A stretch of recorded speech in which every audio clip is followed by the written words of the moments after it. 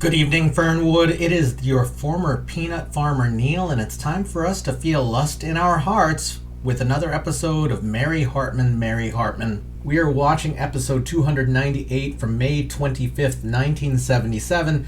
Yesterday inspired some chuckles, so let's take a look back at what tickled us. Dr. Furman woke up at the Hager residence where everyone was waiting to see if Johnny Doe would recover. The doctor said that JD's pulse was better than yesterday, and that started some rejoicing from the Hagers as Mary Hartman walks in with a big pot of chicken soup. She makes sure to remind everyone that the last time she served chicken soup it ended up fatal, and then Grandpa Larkin shows up with some peanut butter sandwiches. Dr. Furman grabs some of those sandwiches for himself and confirms that JD will be making a recovery, but Mary can't get it out of her mind that things are going badly in her marriage to Tom. However, with the current problems resolved in the Hager home, Dr. Furman goes back to the picket line. Over at the Shumway residence, Tom has snuck in to make arrangements for a surprise for Mary, and another person carrying a surprise is George Shumway, who is making the latest developments on his bug gun, and in this case, it's a bazooka. Tom gets right out of there before any kind of mishap happens, and we can only hope that George will avoid blowing the roof off of his house. Next door at the Hartmans, Tom brings in his surprise, which is a Great Dane. Mary seems a bit unsettled by this gift, but she does take it out for a quick walk. Heather thinks it's pathetic that Tom is using a dog to try to mend the broken relationship between Tom and Mary, and that won't be any competition for Dennis Foley, which sparks Tom's jealousy, so he says he's going to take the dog back. Heather says she doesn't want to be the product of a broken home, as Mary wonders if she can fix what's broken in her marriage. Then later at the factory, George and Charlie are enjoying lunch as Mac Slattery walks up and asks to sit with them. George and Mac are on a temporary truce as they wait for Martha to make up her mind on who she's going to stay with, so they change the subject to Tom and Mary because they see their neighbor's relationship in trouble. Tom arrives in the break room and he does not like that everyone is talking about his and Mary's relationship, so he leaves. And Charlie encourages the fellas to get involved in the Hartman relationship because he doesn't want to see them break apart. George admits that Mary is her daughter and that Tom is his son-in-law, but he says he won't get involved. However, in the next scene we cut over to the Hartman bedroom where George is there to talk to Mary. Charlie finds him hiding, and then Mac finds both of them hiding too. And they all skitter away to their individual hiding places as Tom and Mary Hartman approach. Tom feels that his privacy has been violated since everyone in town is talking about them, and Mary is willing to talk about it, but she notices some interlopers in awkward places. Mary tries to move the discussion to a place where they'll actually have more privacy without telling Tom that his buddies are in the room. And Tom is willing to do some non-talking stuff as Mary encourages the spies in their bedroom to skedaddle, and Tom and Mary enjoy an amorous embrace. However, they still haven't talked about what they need to talk about. Everyone yesterday was a big relief to me, at least as far as getting my giggles out was concerned. I expect that since yesterday was sort of comic relief that we may see some big hits today, so I guess the only thing we can do is pull this Band-Aid off.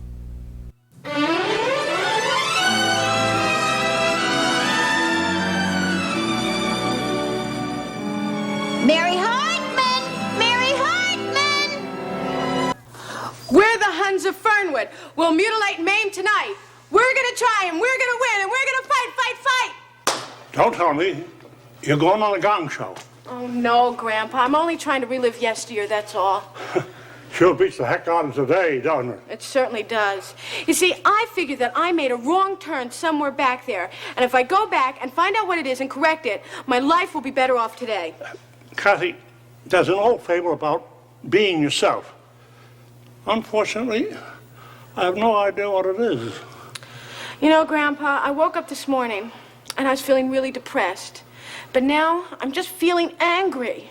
You should try taking a nap. Yeah, maybe you're right. Maybe all you need is to go to the bathroom.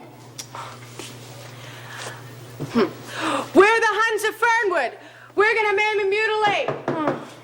The door's open. We're gonna win, and we're gonna try, and we're gonna fight. Hey, Kathy. Hi, Mac. What are you doing here? I just want to come over and talk to you a little bit there. Hey, that's real cute what you got on there. Thanks. State your business.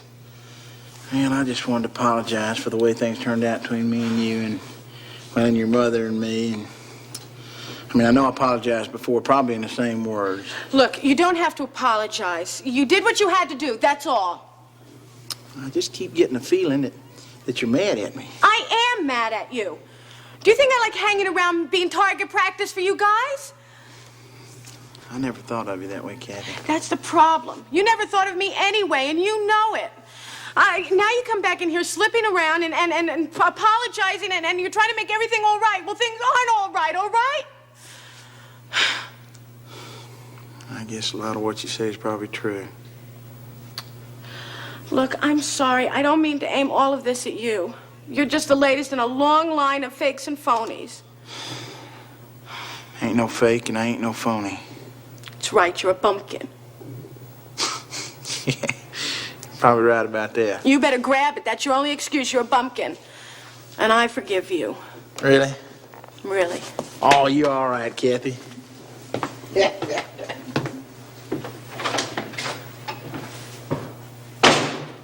I am definitely angry. Definitely in an angry mood. Gotta do something to change my life. We're the Huns of Fernwood. We're gonna...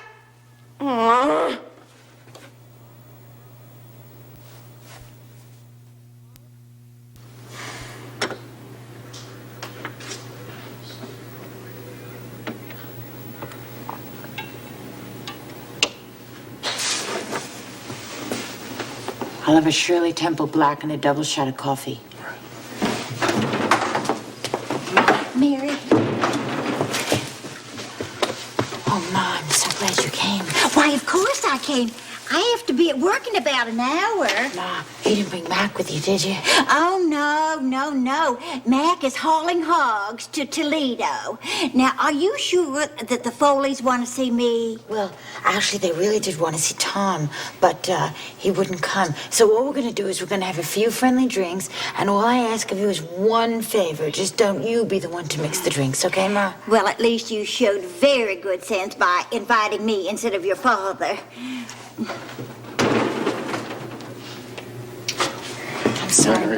I'm sorry, Ma, but the Foleys insisted. I mean, they said they wanted to meet both of my parents. They said it's a big surprise, and they're just such sweet people. Why'd you have me dress up like this, Mary? I feel like a strangulated monkey. Well, you are. Oh, will the two of you just stop that now? Now, please, just stop this. Please. I mean, you've got to learn to behave yourself. These people are very loving and sensitive people. What do you want them to think? I come from a broken home? They have them to think you're very loving, sensitive people, too. Now, if you can't behave yourselves, now just stop all this. Now, I want you to go to a booth, and I want you to try not to talk. All right. Okay? No talking. Here's for you. I've been working on this thing. Mary. You look lovely. Oh, Dennis, please, my parents are here. So are mine. Oh, Dennis. Hello, Mary dear. Nice to see you. Mary, hi. Well, how are you both? Oh, fine. I'm just fine. And those must be your charming parents. Oh, Martha, shut up. Don't tell me to shut up there. Ma, Pa, I'd like you to meet Fiona and Fred Foley. These are my parents. This is Martha and George Shumway. How do you do? Please meet you. How do you do? Hello. Nice to meet you. Behave yourself now, Martha. Oh, when are you going to stop criticizing me all the time? Now, I've just had enough of you. I wasn't criticizing you. See? Oh, Mom, Pa, please stop this, okay? Just stop it. Charmed. Charmed. Oh. Let me in! Let me in!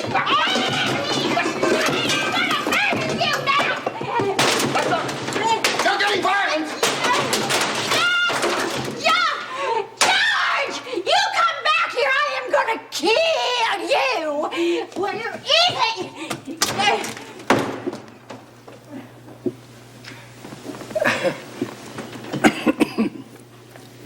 They would have loved to have stayed longer. Well, such an exuberant family. Yes. Oh, I liked them. Oh, yes, and so did I. Yes, very much. Very, very much. Yeah, I thought they were kind of cranky. Well, of course, if you feel that way, yes, some marriages can be heaven or hell. All depends on the mate you choose.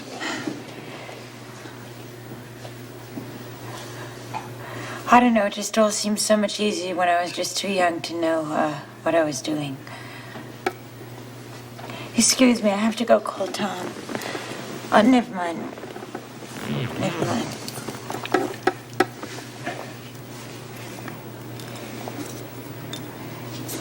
So, what was the big surprise? Oh. Never mind. Really, never mind.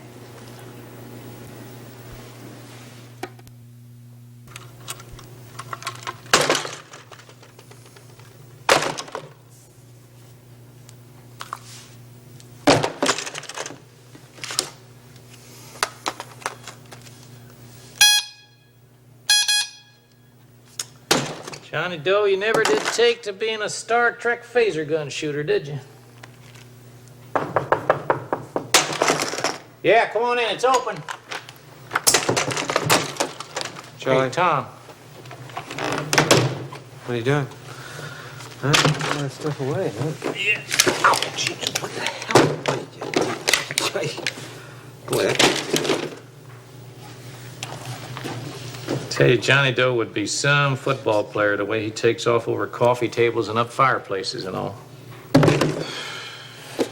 what are you doing? You throwing away all this stuff? What, hasn't he adjusted to his toys? Oh, yeah, he's adjusted fine, Tom. He's just done a marvelous adjustment to being completely miserable. Which is why I've been doing a little thinking about rewildifying him, you know? What do you mean by that? I don't know. Tom, I gotta do something. Gotta do something to get that boy back to being his old self somehow. Hey, what's the matter with you, man? Are you... You look like the fox that just lost the gopher down the hole. Well, I'll tell you, Mary's as good as gone. Yeah. My marriage is over, Charlie. What are you talking about, man? Are you sure? Yeah, I'm sure. You know me. Hell, I'm a guy who always tries to do the right thing, do what's best. Finished high school, got me a good job, hold on to the job, get a wife, hold on to the wife, get a kid, Now all of a sudden, Charlie, I got nothing to hold on to. Oh, now don't talk like that, Tom. I mean, do something about it. I am doing something about it. You know what I'm doing? I'm giving up.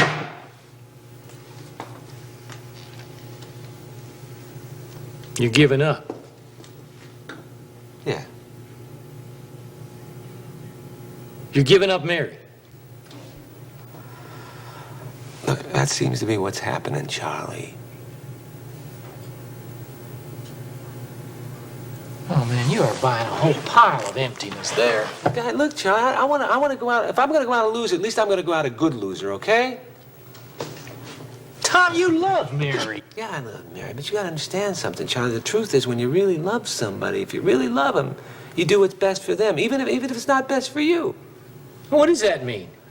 Look, if my loving Mary means that isn't enough to make her happy, then maybe my giving her up will be. And that's what I want. I want her to be happy.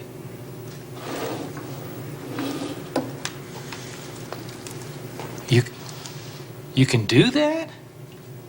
Well, you did it for Loretta, didn't you? No.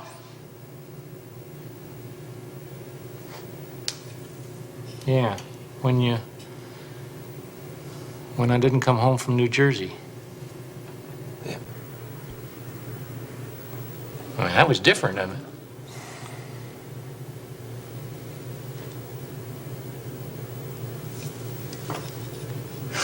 Boy, you are strong, Tom.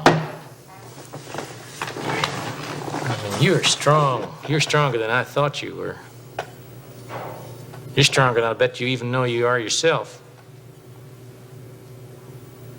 I mean, I'm moaning and groaning here about what to do about a wild child that Loretta and me have only had a couple of weeks. You're talking about saying old reservoir to your whole life there. So you really think I'm strong, huh? Yeah? Could you do a favor for me?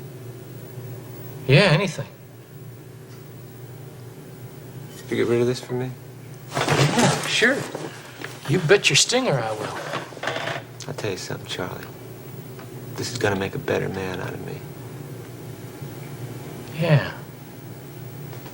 Yeah, it is.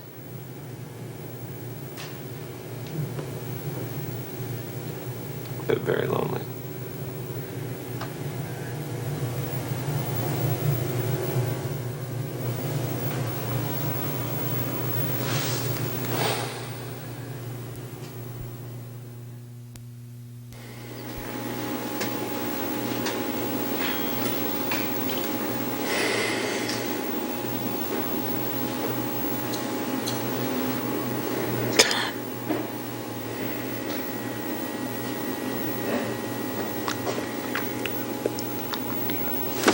Tom, you up? Huh? No.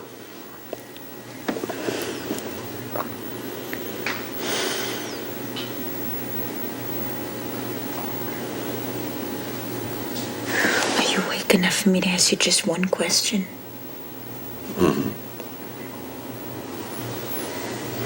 Would you like to come with me the next time I visit Dennis's parents? Dennis's parents? Well, they're very lovely people, Tom. They really are. Dennis's parents? Well, if you're in the wrong kind of mood, we can discuss this some other time.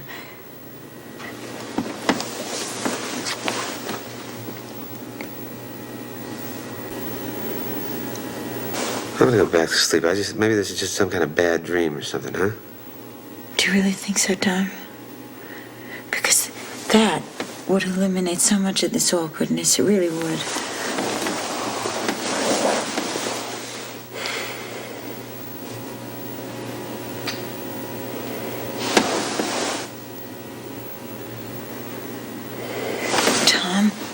Tom? Does that mean you don't want to visit Dennis's parents? Is that what you're trying to tell me? Huh?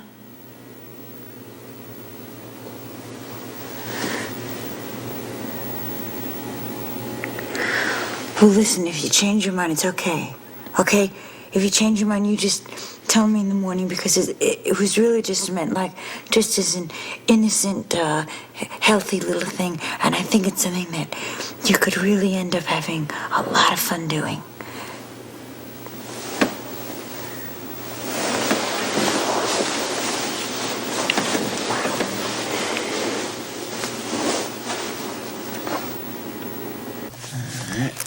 Oh, looky here. This is me at a truck stop in Grand Prairie, Texas. Mighty rugged country, I tell you. Yep, looky here. This here is a place called the Devil's Punch Bowl. That sounds like a drink made of tequila, rum, and vodka. Oh, look over here. Look at there's me in Washington State. Looks a lot like Grand Prairie, don't it? Uh-huh. They both have truck stops.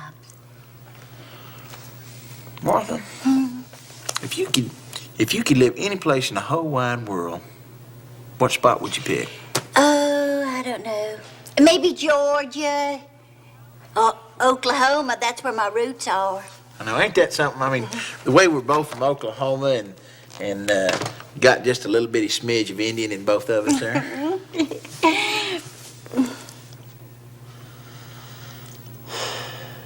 Let's think about that a minute now. All right. I got now, first of all, let's take your choice there of Georgia. I mean, of Oklahoma. Mm-hmm. Oklahoma is really barren. So how about living in Georgia? I mean, there would be, it'd be them warm starlit nights and your basic moss hanging off the trees there, and got your your frogs croaking and your crickets a chirping and me and you picking cotton. Let me see. What were you say? Picking cotton? Because I always get hives from cotton. Well, Martha, what's eating at you anyway? I mean, is it me or is it my turkey pot pie? Because, I mean, I know that any time that I mention the great state of Georgia and your eyes don't light up like a pinball machine, you've got to have a short in your fuse of your spirit somewhere. Oh, Mac. Oh, Mac. Oh, it is Standing Cow's evil prediction. You mean that crazy old Jewish lady? I mean, she wasn't even a real Choctaw. Well, Choctaw or not, she said distinctly that we were both doomed if I were to stay with this man who looks like a mountain and drives a truck. Now, that's no offense. Darling, that's just a superstition of a silly old woman, and it ain't no reason for us to spoil this whole evening. Well, the Standing Cow predicted her own funeral, and there she was. She just up and died right there on my kitchen table. Omens. Oh, man. What was that? Don't be nervous now, darling. That was that's just a creak in an old wall there. You know, Grandpa hears things all night long, but he has been lingering so long. I don't know which world that he is listening to. Oh, let's talk about omens just spoiling everything. Oh, all right, Mac. All right. I will try to control myself. Okay. All right, good.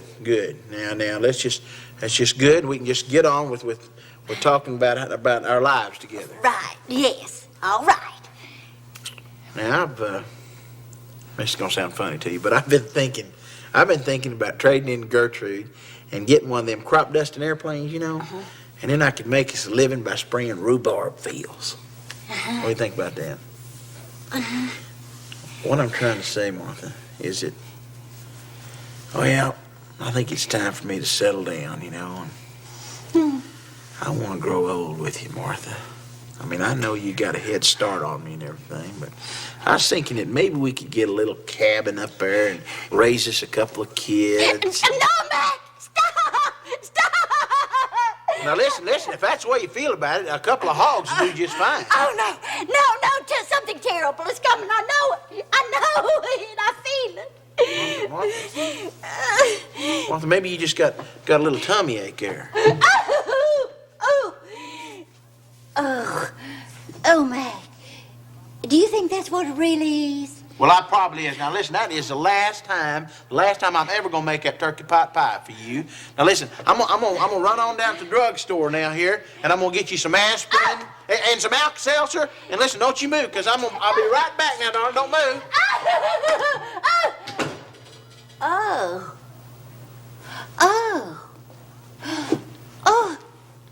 that awful pain has stopped. It stopped. Oh, that is so strange.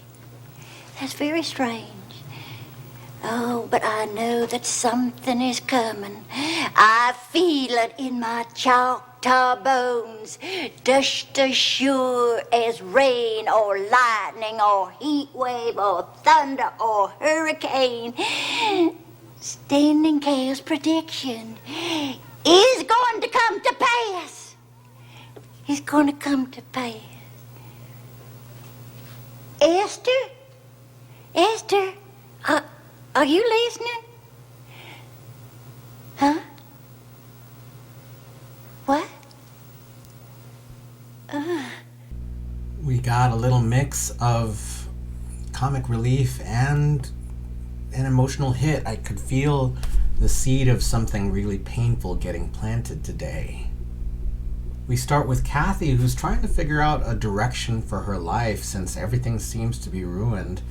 And she seems to have forgotten her baby is somewhere out in the world somewhere. So it's really all about Mac and Martha.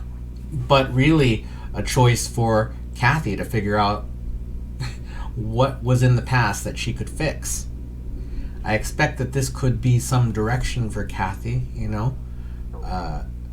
she's been kind of directionless for a little while, just reacting to the things going on around her, and I think it would be a positive thing for her to move in a forward direction somehow. Maybe looking for that baby could be a thing, but it is out in the world. We have no idea if we'll ever see it again. And as far as Mac is concerned, he was sorry for what he did to Kathy, right? To be with her and then just drop her like a stone. And Kathy, strangely enough, is willing to forgive him.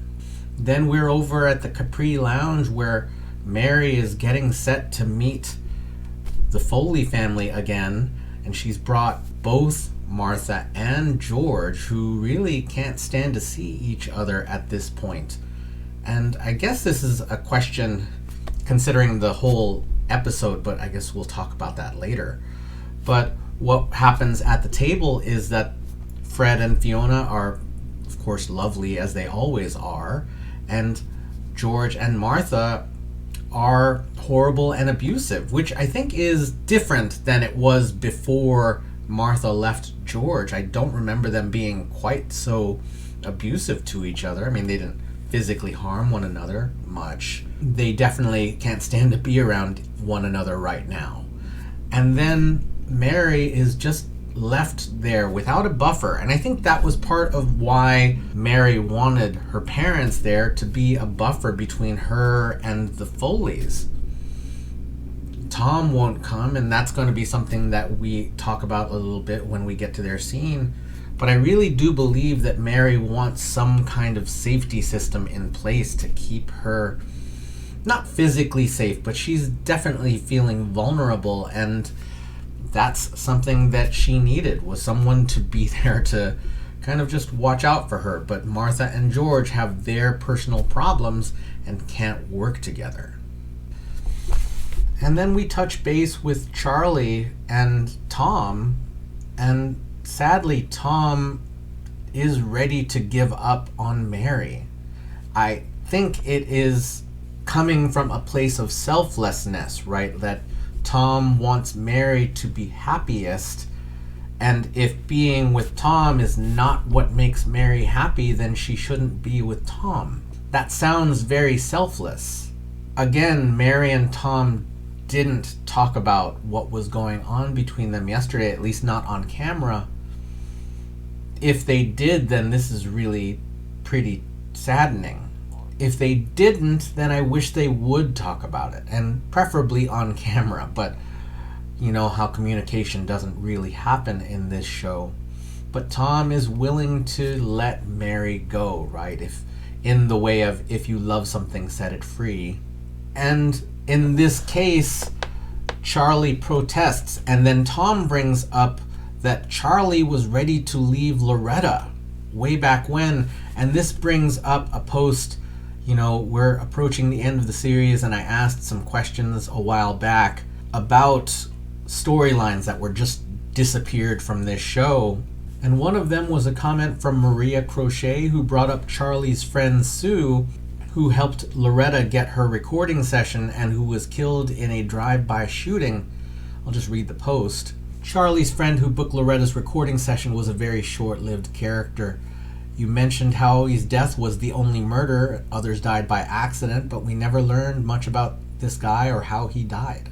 And that's true. You know, he was murdered on the show. It was a murder that happened off screen.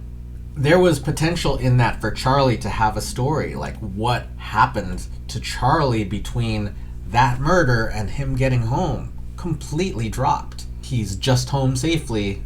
As, you know, when characters die on the show, we kind of forget about them. So, thank you, Maria, for bringing up Sue. And this is the point where Charlie realizes what Tom is ready to give up. And then Charlie brings up something that he is ready to give up. He is thinking that maybe JD would be happier out in nature the way he grew up because he is miserable now. We don't see JD at the moment. The last couple of episodes he's been physically ill, so we don't know his emotional state, but after Dr. Maddock gave him his training, he seemed really lifeless. And we could tell that he was feeling miserable over the last few weeks. I can't imagine having to make this choice because it's clear he's not happy, JD. But Loretta and Charlie really do love him. I don't know if there's some kind of balance to be struck there. If JD could live a life that is partly in nature and partly with the Haggers. And then we come to Tom and Mary, who are in bed halfway sleeping. At halfway meaning that Mary is not sleeping and Tom is. Mary is asking Tom to be involved in the Foley situation, and of course he wants nothing to do with it. I'm not even sure why Mary wants something to do with it if she intends to keep this marriage. It's clear to me that Mary feels some very deep attraction to Dennis. That counting to 10 bit at the end of Monday's episode showed that she is feeling some lust. I'm not sure about Mary's boundaries. She set boundaries before Dennis started coming onto her so strongly, but Dennis keeps busting past them. She told him today, "Don't kiss me, my parents are here," and Dennis doesn't have a sense of what other people's boundaries are. I could imagine him coming off to some viewers like a loving, doting person, like he is devoted to Mary. And his family is certainly much less chaotic than the family that Mary has. But I don't know that Mary could choose to live with Dennis in a way that would be a happy place, a guarantee of happiness. Maybe because in this case, I'm thinking that people are actually people and not just sort of princes that ride in on horses, which is something that Tom has said Mary is looking for.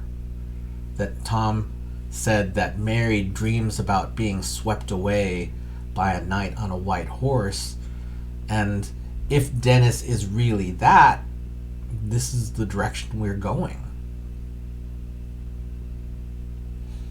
But I don't believe that real people do that. I believe that people in stories and shows do that.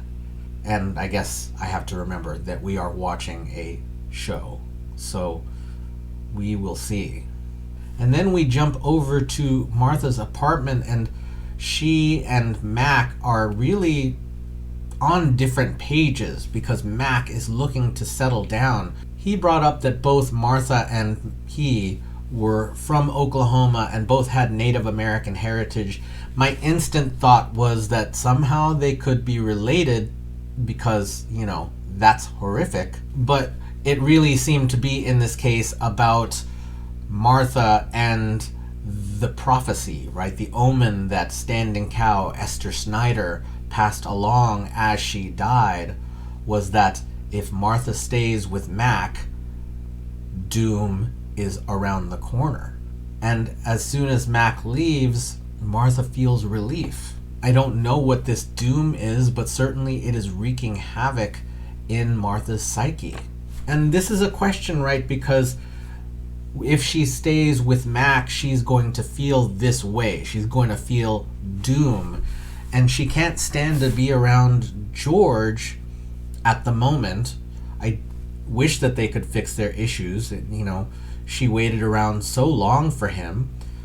I don't know if we will see Detective Johnson again. HV. He seems kind of long gone at this point. So I have no idea what to expect, but I think that tomorrow is going to be when Martha makes her final decision, and we can see she's kind of between a rock and a hard place. So everyone, this is our Wednesday episode of Mary Hartman this week. Thank you so much for watching. Thank you so much for leaving your thoughts, feelings, and impressions down in the comments. Thank you so much for feeling lust in your heart, and we will see you tomorrow night in Fernwood.